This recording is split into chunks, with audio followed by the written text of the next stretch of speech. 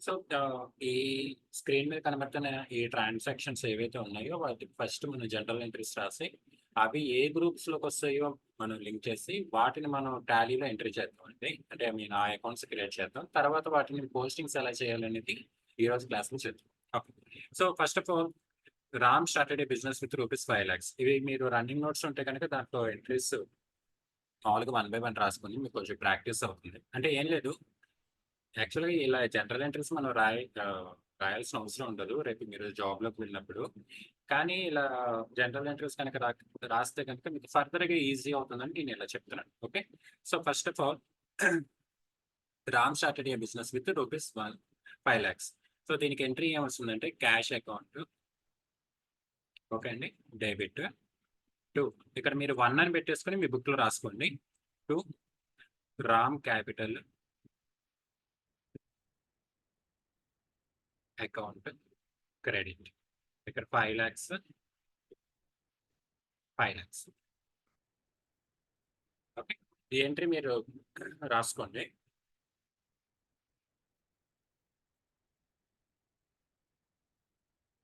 ఒకసారి రాసుకున్న తర్వాత ఓకే అని చెప్పిరా, నేను అప్పుడు ఆ గ్రూప్ నేను రాస్తాను. పక్కన మీరు ఏం చేస్తారంటే ఇలా జస్ట్ ఇలా ఒక వర్టికల్ లైన్ ఒకటి తీసుకొని ఇక్కడ గ్రూప్స్ అనే పైన ఇట్లా హెడ్డింగ్ పెట్టుకోండి. గ్రూప్స్ అంటే ఈ అకౌంట్స్ ఏ గ్రూప్ లోకి వస్తాయి అనేది ఊరిని అక్కడ రాసుకోండి రిఫరెన్స్ లాగా. అయిపోయింది సార్. ఓకే.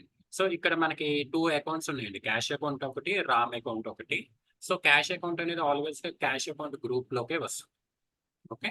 సో, ఆల్రెడీ మనకి క్యాష్ అకౌంట్ గ్రూప్ అనేది టాలీ ఆటోమేటిక్‌గా క్రియేట్ చేసేస్తుందండి. క్యాష్ అకౌంట్ క్రియేట్ చేస్తుంది. దానికి మనం స్పెసిఫిక్‌గా ఇవ్వాల్సిన అవసరం ఉండదు. ఓకే. బట్ రామ్ క్యాపిటల్ అనే అకౌంట్ ఏదైతే ఉందో, ఇది ఏ గ్రూప్‌లోకి వస్తుంది అంటే మీరు ఇలా లైన్ డ్రా చేసుకున్నారు కదా! ఇక్కడ దీనికి ఎదురుగా రాసుకోండి. Capital account group. ఇది ఏ గ్రూప్‌లోకి వస్తుంది అనంటే క్యాష్ గ్రూప్. ఓకే. ఇలా రాసుకోండి. క్యాష్ అకౌంట్ క్యాష్ గ్రూప్‌లోకి వస్తుంది. Ram capital account capital account గ్రూప్‌లోకి వస్తుంది. పైన ఇలా గ్రూప్ అని. Okay. Next second entry furniture purchased. Furniture purchased అనేది ఏంటి అనంటే, ఫర్నిచర్ అనేది మనకి ఫిక్స్డ్ అసెట్ అండి. ఎందుకంటే మనం వాటిని బిజినెస్‌లో యూజ్ చేసుకుందాం అనే ఉద్దేశంతోనే కొన్నాం. పెట్టుబడి పెట్టాం వాటి మీద. కాబట్టి అది మనకి ఫిక్స్డ్ అసెట్స్ అవుతుంది. ఫిక్స్డ్ అసెట్స్ అది ఆస్తి కాబట్టి ఇన్ అయిందనుకోండి, రియల్ అకౌంట్ రూల్ ప్రకారం మనం ఏం చేస్తాము అనంటే డెబిట్ చేస్తాం. Furniture account debit. లక్ష్మి గారు మీకు అది real account, personal account, nominal account చెప్పాను కదా! Sir.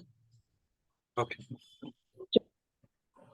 Furniture account data to cash అనేది మనం ఫర్నిచర్ కొన్నప్పుడు క్యాష్ అనేది ఆల్వేస్‌గా మనకి ఔట్ అవుతుందండి. ఎందుకంటే మనం డబ్బులు కట్టి మనం కొనుక్కున్నాం కాబట్టి క్యాష్ మన దగ్గర నుంచి వెళ్ళిపోయింది.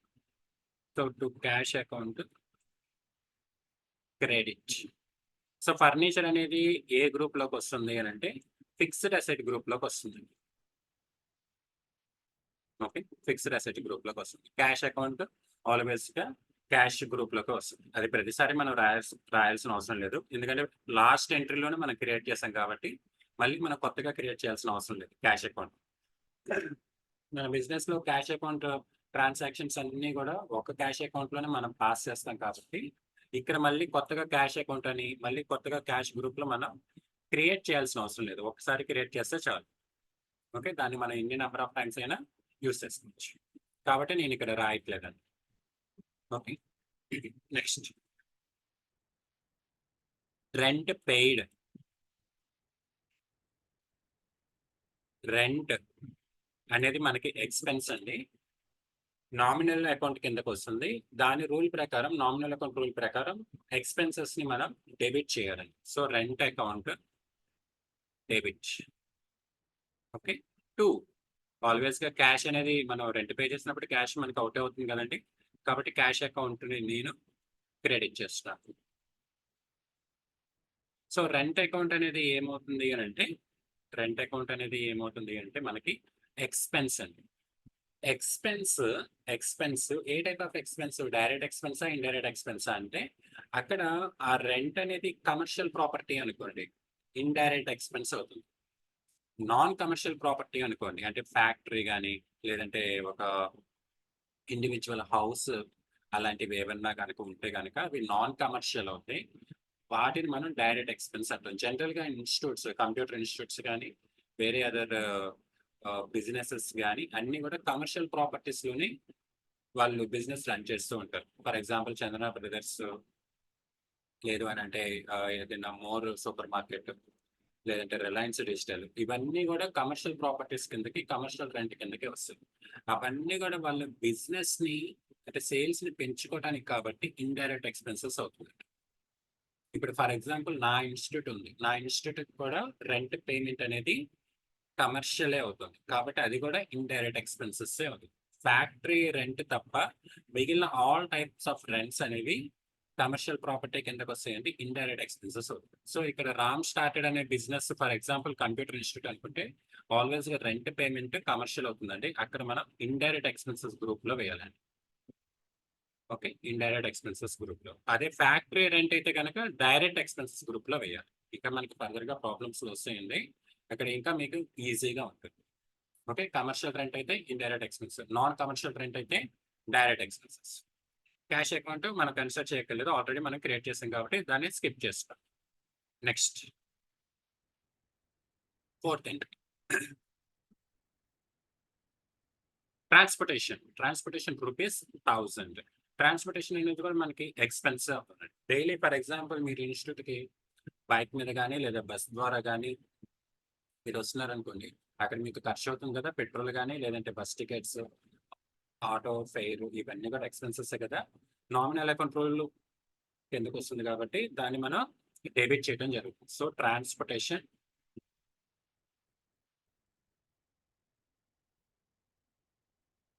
Account debit. Okay. 2 cash account. ఆల్వేస్‌గా మీరు బస్ టికెట్స్ తీసుకున్న, పెట్రోల్ అనేది మీరు యూజ్ చేసిన ట్రాన్స్‌పోర్టేషన్‌కి మనీ పే చేస్తారు కాబట్టి క్యాష్ అనేది మీ దగ్గర నుంచి వెళ్ళిపోతుంది. సో, టు క్యాష్ అకౌంట్‌కి క్రెడిట్ అవుతుంది. ఈ ట్రాన్స్‌పోర్టేషన్ ఏమవుతుంది? ఏ గ్రూప్‌లోకొస్తుందంటే ఆఫ్‌కోర్స్ అది ఎక్స్‌పెన్సే. డైరెక్ట్ ఎక్స్‌పెన్సా? ఇండైరెక్ట్ ఎక్స్‌పెన్సా? మీరు క్వెషన్ చేసుకోండి. అది ప్రొడక్షన్‌కి రిలేషనా? మార్కెట్‌కి రిలేషనా? ఓకే. ట్రాన్స్‌పోర్టేషన్ ఎక్స్‌పెన్స్ అన్నప్పుడు ప్రొడక్షన్‌కి సంబంధించినయన్నీ గూడా డైరెక్ట్ ఎక్స్‌పెన్స్ అండి. మార్కెటింగ్‌కి, సేల్స్‌కి సంబంధించినయన్నీ గూడా ఇండైరెక్ట్ అన్నమాట. ఫర్ ఎగ్జాంపుల్ ఇక్కడ ట్రాన్స్‌పోర్టేషన్ ఎక్స్‌పెన్సెస్ ఈ రామ్ అనే పర్సన్ దేనికి యూజ్ చేస్తున్నాడు? ఆఫీస్ రావటానికి యూజ్ చేస్తున్నట్టయితే అది డైరెక్ట్ ఎక్స్‌పెన్స్ అవుతుందండి.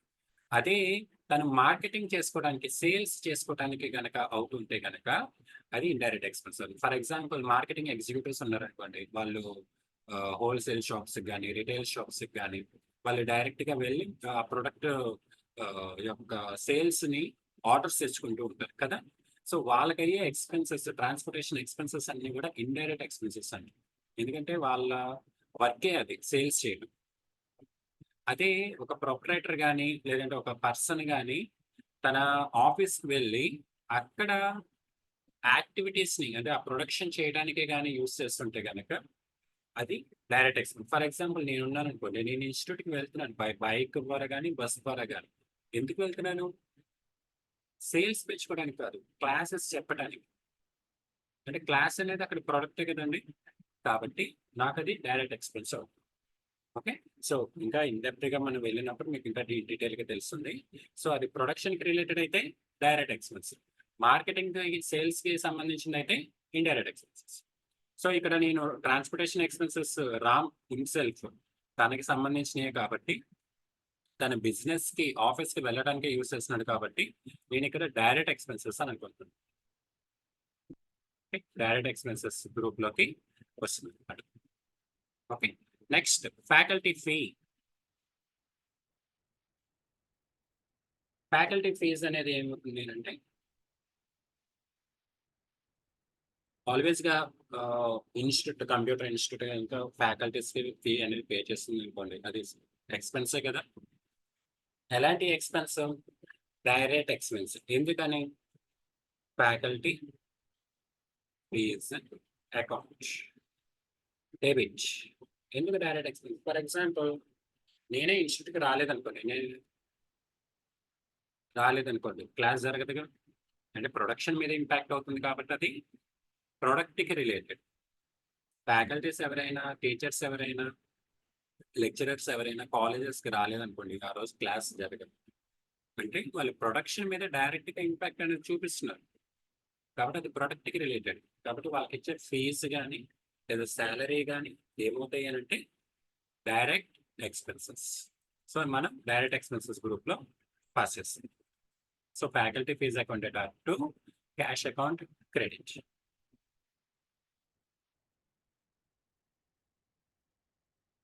Next business income. Business income ఏంటంటే, ఫర్ ఎగ్జాంపుల్ మీరు నాకు ఫీజెస్ పే చేస్తారు, అది నాకు ఇన్కమే కదండి. Nothing but business income or free income. Free income అయినా, బిజినెస్ ఇన్కమ్ అయినా, సేల్స్ ఇన్కమ్ అన్నా అన్నీ ఒకటే. Okay, name side. సో ఇక్కడ నాకు బిజినెస్ ఇన్కమ్ ఏమవుతుంది, మీరు నాకు ఫీజ్ పే చేశారు, అది నాకు ఏమవుతుంది, క్యాష్ ఇన్ అయిందండి. సో క్యాష్ అకౌంట్ ఇక్కడ డెబిట్ అవుతుంది. ఓకే. 2, ఇన్కమ్ ని మనం ఏం చేయాలి, నామినల్ అకౌంట్ రూల్ ప్రకారం క్రెడిట్ చేయాలి. So to business income account credit. Okay. So ఈ క్యాష్ అకౌంట్ ఏ గ్రూప్ లోకి వస్తుంది అంటే ఆల్వేస్ గా క్యాష్ గ్రూప్. బిజినెస్ ఇన్కమ్ ఏ గ్రూప్ లోకి వస్తుంది, డైరెక్ట్ ఇన్కమ్. మన బిజినెస్ యాక్టివిటీస్ కానీ, ఆపరేషన్స్ కానీ, లేదా ఒక జాబ్ చేసి సంపాదించిన ఆదాయం అంతా కూడా డైరెక్ట్ ఇన్కమ్ గ్రూప్ లోకి వస్తుంది. మనకి అదర్ సోర్సెస్ నుంచి రెంట్ ఇన్కమ్ కానీ, ఇంట్రెస్ట్ ఇన్కమ్ కానీ, లాటరీ ఇన్కమ్ కానీ, ఏమన్నా అదర్ సోర్సెస్ నుంచి కనుక వస్తుంటే అది ఇండైరెక్ట్ ఇన్కమ్ అవుతుంది. ఓకే. సో ఫైనల్ గా ఈ ఎంట్రీ ఏమొస్తుంది, cash account to business income account credit. Business income A group లోకి వెళ్తుందంటే డైరెక్ట్ ఇన్కమ్ గ్రూప్ లోకి వెళ్తుంది. Next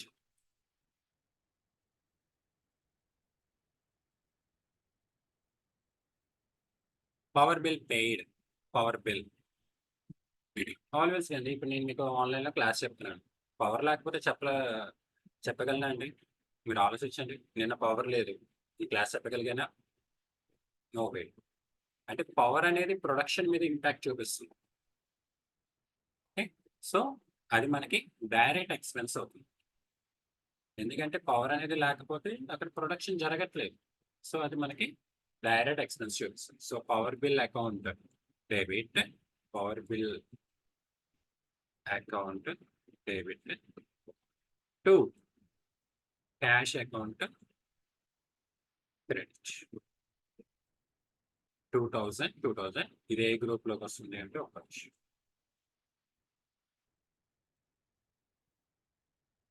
direct expenses. Cash account always గా క్యాష్ అకౌంట్ గ్రూప్ లోకి వస్తుంది. ఓకే. ఇలా జనరల్ గా మనం ఫస్ట్ అక్కడ ట్రాన్సాక్షన్స్ కి ఎంట్రీస్ పాస్ చేసి ఆ తర్వాత ఆ గ్రూప్స్ లో మనం చెక్ చేసుకుంటే మీకు ఒక ఐడియా వస్తుంది. ఈ ట్రాన్సాక్షన్స్ అన్ని రియల్ టైంలో మీరు జాబ్కి వెళ్ళినప్పుడు మీరు ఎన్ని కూడా పాస్ చేయరు, టాలీలో డైరెక్ట్ గా ఎంట్రీ చేసేస్తాం. కానీ ఇలా చేస్తే మీకు ఈజీ అవుతుందని చెప్పేసి నేను ఇలా చెప్తాను. ఇప్పుడు ఇవి మనం టాలీలో ఒక కంపెనీ క్రియేట్ చేసి ఈ అకౌంట్స్ అనేవి క్రియేట్ చేద్దామండి. తర్వాత ఏ వోచర్స్ లోకి వస్తాయో చూద్దాం. అసలు వోచర్స్ అంటే ఏంటి?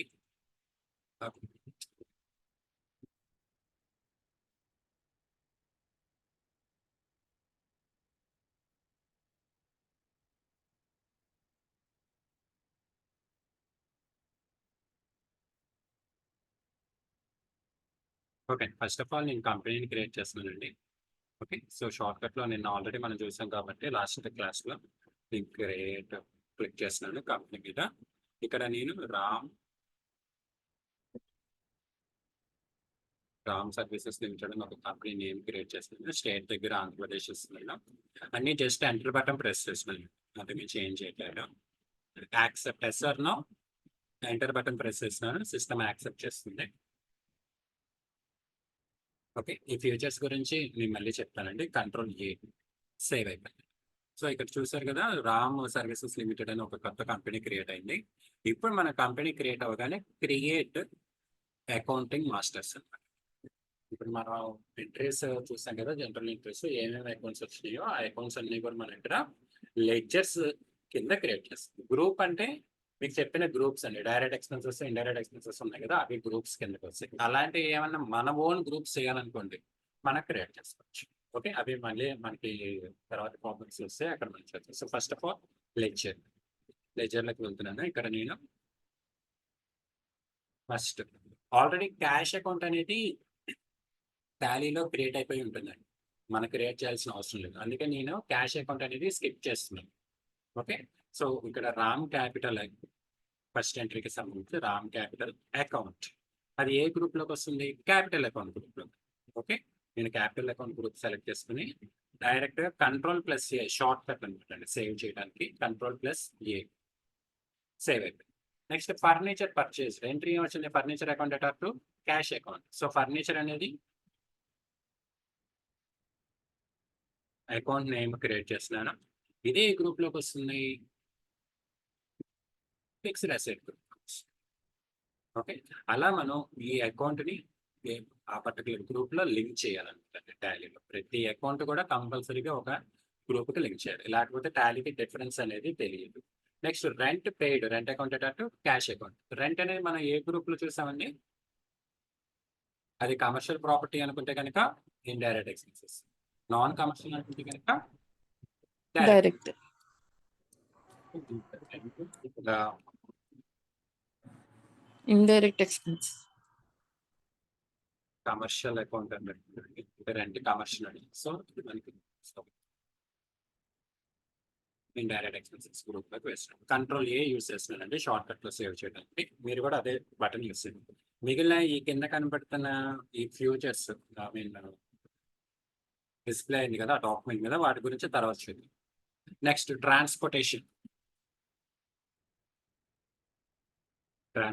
ఎక్స్‌పెన్సెస్ అవి మన సేల్స్‌కి, మార్కెటింగ్‌కి యూజ్ చేస్తే కనుక ఇండైరెక్ట్ ఎక్స్‌పెన్సెస్. జనరల్‌గా ఇన్‌స్టిట్యూట్స్‌లో ఏంటి అంటే ప్రొప్రైటర్ అయిన ఎక్స్‌పెన్సెస్ అంటే ప్రొడక్షన్‌కి రిలేటెడ్ కాబట్టి మనకి ఇది డైరెక్ట్ ఎక్స్‌పెన్సెస్‌లో వేస్తున్నాం. Control C. Next faculty fees. Faculty అనేవాళ్ళు టీచర్స్, లెక్చరర్స్ రాకపోతే గనక క్లాస్ ఆగిపోతుంది కాబట్టి ప్రొడక్షన్‌కి related. So, faculty fees or salary. Faculty salary అని క్రియేట్ చేస్తున్నాను ఇక్కడ. ఈజీగా ఉంటుందని. అది కూడా డైరెక్ట్ ఎక్స్‌పెన్సెస్ గ్రూప్‌లోకి పోస్ట్ చేస్తున్నాను. Next business income account. ఇది మనకి డైరెక్ట్ ఇన్కమ్ అండి. ఎందుకంటే బిజినెస్ ఆపరేషన్స్ ఒక యాక్టివిటీ చేసి మనం జనరేట్ చేసిన ఇన్కమ్ కాబట్టి మనకి బిజినెస్ ఇన్కమ్ అకౌంట్ గ్రూప్ కిందకి వస్తుంది control. Next power bill paid account అటార్ to cash account. So, power bill paid అనేది కూడా మనకి డైరెక్ట్ ఎక్స్‌పెన్సెస్ అవుతుంది. సో, ఎందుకు డైరెక్ట్ ఎక్స్‌పెన్సెస్ అంటే ఇప్పుడు క్లాస్ ఆన్‌లైన్‌లో జరుగుతుంది. పవర్ లేదనుకోండి జరగదు కదా! Simple logic. సో, అది ప్రొడక్షన్‌కి రిలేటెడ్. కంట్రోల్+C. సో, ఇప్పుడు మనం ఒకసారి బ్యాక్‌కెళ్ళిపోయి ఇక్కడ గేట్‌వే ఆఫ్ టాలీ హోమ్ పేజ్‌కి వచ్చిన తర్వాత ఆల్టర్‌లోకి వెళ్తున్నానండి. ఆల్టర్‌లోకి వెళ్ళిన తర్వాత నేను లెడ్జర్‌లోకి వెళ్తున్నాను. ఇక్కడ మీరు అబ్జర్వ్ చేయండి. మనం ఈ ప్రాబ్లమ్‌లో ఉన్న అన్ని అకౌంట్స్ వచ్చినాయో లేదో ఒకసారి క్రాస్ చెక్ చేసుకోండి. ఇక్కడ చూసారా మనం క్యాష్ అకౌంట్ క్రియేట్ చేయలేదు. అలాగే ప్రాఫిట్ అండ్ లాస్ అకౌంట్ మనం క్రియేట్ చేయలేదు. మన కంపెనీ క్రియేట్ చేయగానే టాలీ ఆటిల్ని ప్రీ డిఫైన్డ్‌గా క్రియేట్ అనేది చేసేస్తుంది. మనం కొత్తగా మళ్ళీ క్రియేట్ చేయాల్సిన అవసరం లేదు. So, first of all first basic step మనకున్న ట్రాన్సాక్షన్స్‌కి ఈ అకౌంట్స్ అన్ని క్రియేట్ చేయాలి. ఆ అకౌంట్స్‌కి సరైన గ్రూప్స్‌లో మనం వాటిని పోస్టింగ్ అనేది చేయాలి. లింక్ చేయాలి సింపుల్‌గా చెప్పాలి అంటే. ఇది ఫస్ట్ మన టాస్క్. తర్వాత ఈ ట్రాన్సాక్షన్స్‌ని మన వోచర్స్‌లో ఎంట్రీ చేయడం అనేది చేయాలి. ఓకే. సో, ఇప్పుడు ఇందాక మీరు బుక్‌లో రాసుకున్నారు కదా! ట్రాన్సాక్షన్ పక్కన గ్రూప్స్ అని. పక్కన వోచర్స్ అని కూడా పెట్టుకోండి. ఓకే. ఎలాగా అంటే ఇప్పుడు మీరు ఫస్ట్ ట్రాన్సాక్షన్ రాసుకున్నారు. For example cash account debit to Ram capital account credit అని రాసుకున్నారు కదా! ఇలా ఒక అండర్‌లైన్ గీసిన తర్వాత ఇక్కడ గ్రూప్స్ అని పెట్టుకున్నారు కదా! ఇది క్యాష్, ఇదేమో క్యాపిటల్ గ్రూప్ ఇలా రాసుకున్నారు కదా! ఇప్పుడు మళ్ళీ ఇలా ఇంకో అండర్‌లైన్ గీస్తుంది. ఓకే. ఇక్కడ ఈ ట్రాన్సాక్షన్ అయిపోయింది కాబట్టి ఇలా ఒక అండర్లైన్ చేసేయండి దాని మధ్యలో. ఇది ఇప్పుడు ఇక్కడ పైన వోచర్స్ అని పెట్టి వోచర్స్, ఇది ఏ వోచర్ కిందకి వస్తుంది, ఆ వోచర్ యొక్క మీనింగ్ ఏంటి, అందులో ఏమేమి ట్రాన్సాక్షన్స్ మనం పాస్ చేయొచ్చు అనేది ఇప్పుడు చూద్దాం. ఓకే, మనకి ఏ టైప్స్ ఆఫ్ వోచర్స్ ఉన్నాయో ఇప్పుడు మనం చూద్దాం. మీకు నేను వోచర్స్ చెప్పానండి, చెప్పలేదా టాపిక్?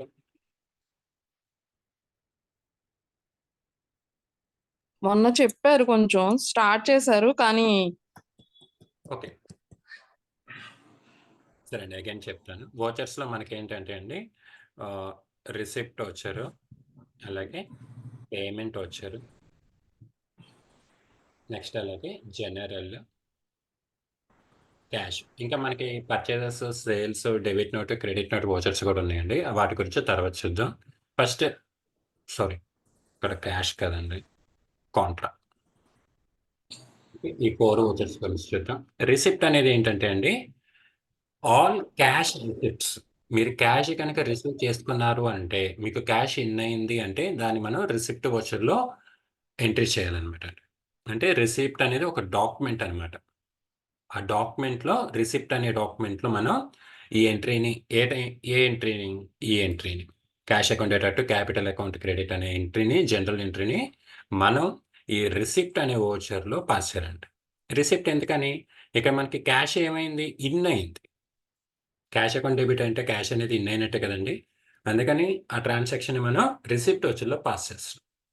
క్యాష్ని మనం రిసీవ్ చేసుకున్నాం కాబట్టి రిసిప్ట్. ఫర్ ఎగ్జాంపుల్, మీరు నాకు ఫీజు పే చేశారు, నేనేంటి రిసీవ్ చేసుకున్నట్టు, కాబట్టి నేను రిసిప్ట్ వోచర్లో పే చేస్తాను.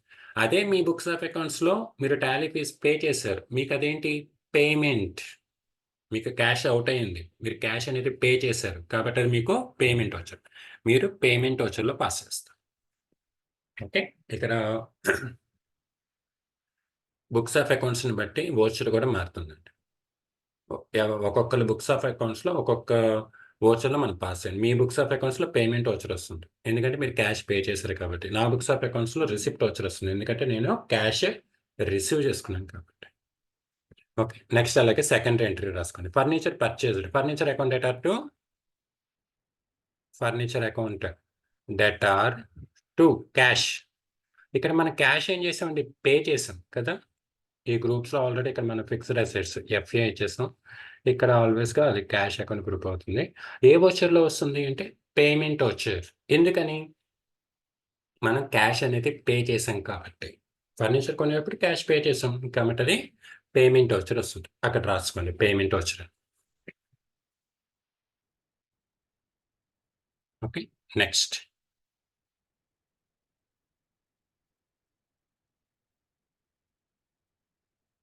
సారీ,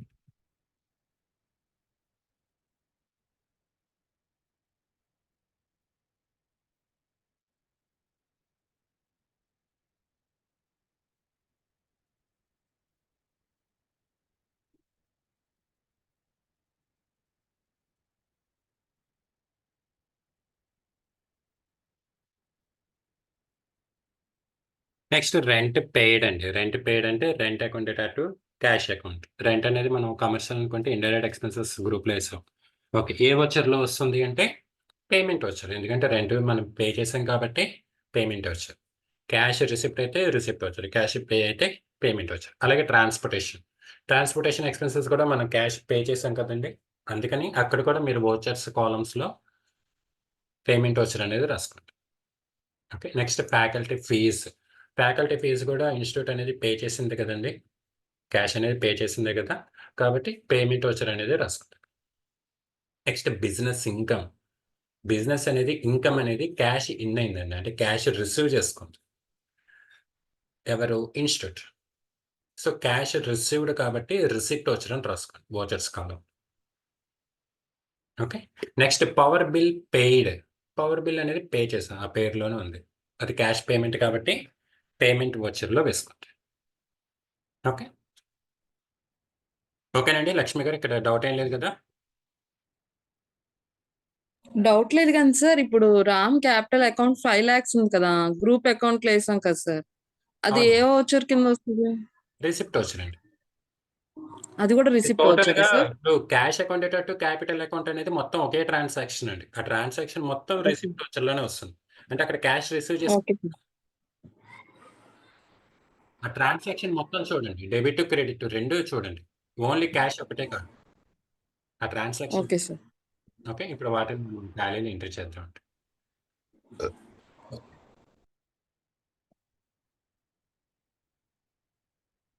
సో ఇక్కడ మనం లోకి వెళ్తున్నాం అండి. ఈ సైడ్ ఉన్నాయి చూసారా, రిసిప్ట్, పేమెంట్, కాంట్రా, జనరల్. ఇంకా కాంట్రా జనరల్ వాచర్స్ చెప్పలేదండి. అవి నేను ఈ ట్రాన్సాక్షన్స్ అయిపోయిన తర్వాత నేను చెప్తాను. Okay. First of all receipt వచ్చరండి. ఇక్కడ మనకి ఈ రో కనబడుతున్నాయి చూసారా, ఈ 2 లైన్స్. ఈ 2 లైన్స్ అబోవ్ ఎప్పుడు కూడా క్యాష్ ఆర్ బ్యాంక్ అకౌంట్ మనం పాస్ చేయాలండి. ఈ 2 లైన్ బిలో మిగిలిన అకౌంట్ ఏదైతే ఉందో, క్యాపిటల్ అకౌంట్ కానీ, ఫర్నిచర్ కానీ, రెంట్ కానీ, ఆ అకౌంట్ పాస్ చేయాలి. ఆ రో పైన ఆల్వేస్ క్యాష్ అకౌంట్ మాత్రమే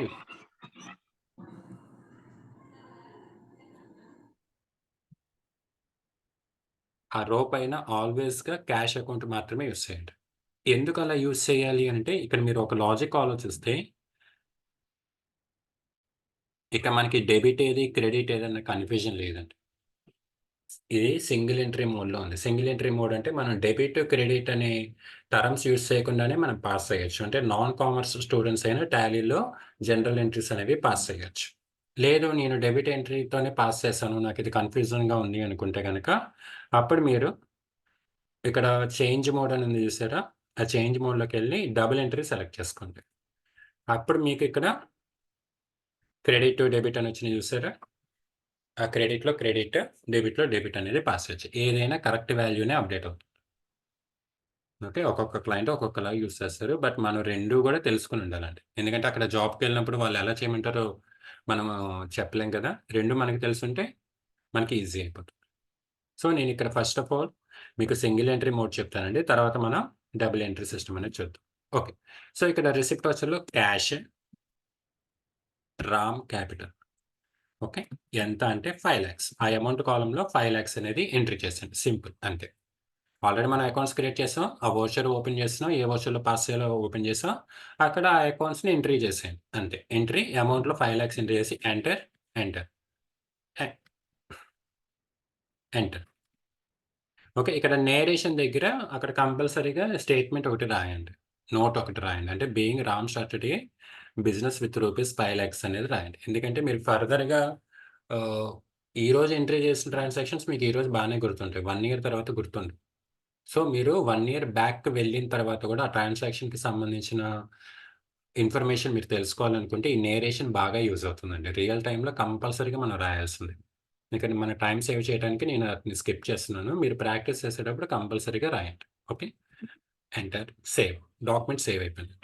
నెక్స్ట్ ఎంట్రీ వచ్చేసరికి ఫర్నిచర్ పర్చేజ్డ్ అండి. ఫర్నిచర్ పర్చేజ్డ్ అనేది పేమెంట్ కాబట్టి నేను F5 కీబోర్డ్‌లో అయితే F5, మౌస్ ద్వారా అయితే పేమెంట్ మీద నేను క్లిక్ చేస్తున్నాను. పేమెంట్ వచ్చింది చూసారా ఇక్కడ. సో, ఇక్కడ నేను క్యాష్, ఓకే. అలాగే ఫర్నిచర్ ఎంత అంటే 2,00,000 సంథింగ్. ఓకే అండి. వీటిని కూడా మనం కంట్రోల్ ఏతో డైరెక్ట్‌గా సేవ్ చేయొచ్చు. సేవ్. నెక్స్ట్ వచ్చేసరికి నెక్స్ట్ వచ్చే ట్రాన్సాక్షన్ ఏంటండి? రెంట్ పెయిడ్ కదా! రెంట్. అదేంటి అంటే రెంట్ పేమెంట్ అనేది పేమెంట్ వచ్చి రెంట్ ఆల్రెడీ అది కూడా క్యాష్, రెంట్, రెంట్ కమర్షియల్. ఎంతండి అమౌంట్ ఎంతండి? సార్ 5,000. 5,000. సో, అమౌంట్ కాలమ్‌లో 5,000 నేను ఎంట్రీ చేస్తున్నాను. Control yes save. Okay. Next అండి. నెక్స్ట్ ఎంట్రీ ఏంటండి? Transportation sir. ట్రాన్స్‌పోర్టేషన్. ఓకే. అది కూడా పేమెంట్ వచ్చుడే కాబట్టి మళ్ళీ సేమ్ అదే వచ్చులో పైన క్యాష్ ఎంటర్ చేసి ఆ! కింద ట్రాన్స్‌పోర్టేషన్. ఆ! ట్రాన్స్‌పోర్టేషన్ అది 2,000. 1000. Okay. Enter, enter, save. Next transaction faculty fees. అది కూడా ఆల్మోస్ట్ పేమెంట్ వచ్చుడే కాబట్టి cash, faculty, salary. 50,000. Enter, enter. 50,000 sir. Okay. Next entry business income కదండి. Business income. బిజినెస్ ఇన్కమ్ వచ్చేసరికి రిసిప్ట్ వచ్చిందండి. Okay. Receipt voucher 1 lakh. Cash ఇక్కడ enter చేసి ఇక్కడ business income account 1 lakh amount column దగ్గర 1 lakh ఎంటర్ చేస్తాం. Enter save. ఓకే. నెక్స్ట్ వచ్చేసరికి power bill paid. Power bill. ఇది పవర్ బిల్ పేమెంట్ పెయిడ్. కాబట్టి పేమెంట్ వచ్చేది చేస్తాం. క్యాష్ పవర్ బిల్ అమౌంట్ ఎంత అండి? 2000 సార్. 2000 ఎంటర్ చేస్తే సేవ్ అయిపోయింది. సో ఇలా మనం పాస్ చేసిన ఎంట్రీస్ అన్ని మీరు చూసుకోవాలంటే ఇక్కడ డే బుక్ అని ఉంది చూసారా, ఆ డే బుక్ లోకి వెళ్ళి ఎంటర్ చేసి పాస్ చేసిన ఎంట్రీస్ అన్ని వచ్చేస్తాయండి. ఓకే. నేను ఆల్ట్ ఎఫ్ అని యూస్ చేశానండి. ఈ డబుల్ ఎంట్రీ మనకి కనబడటానికి ఇలా రావడానికి ఆల్ట్ ఎఫ్ అని యూస్ చేశాను. ఓకే. ఇక్కడ మీరు పాస్ చేసిన ఎంట్రీస్ అమౌంట్ ఎంత, అకౌంట్ ఏంటి, ఏ వోచర్ టైప్, ఇక్కడ వోచర్ టైప్ అని ఇచ్చారు చూసారా, payment are receipt, voucher numbers ఎంత, నెక్స్ట్ డెబిట్ అమౌంట్ ఎంత, క్రెడిట్ అమౌంట్. ఓకే. ఇక్కడ మనం వెరిఫై చేసుకోవచ్చు. చివరిగా మనం వచ్చేసరికి బ్యాలెన్స్ షీట్. బ్యాలెన్స్ షీట్లో మన టోటల్ స్టేటస్ అనేది చూసుకోవచ్చు. మనకి లాభం వచ్చిందా, నష్టం వచ్చిందా అని. ఇక్కడ మనం బిజినెస్ స్టార్ట్ చేసింది 5 lakhsతో అండి. ఓకే. మనం ఇక్కడ ఎండ్ 5,41,000 అంటే 5 లక్షలు పెట్టుబడి పెట్టాము.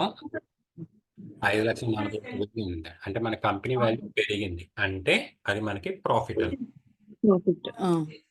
దీని గురించి ఇంకా ఇన్ డీటెయిల్ చూద్దామండి. ఒక్కసారి ఈ రికార్డెడ్ సెషన్ మీకు పంపిస్తాను. ఇప్పుడు ఈ ప్రాబ్లమ్ని ఒకసారి చూసి ప్రాక్టీస్ చేయండి. ఓకే. ఓకేనండి. Okay sir.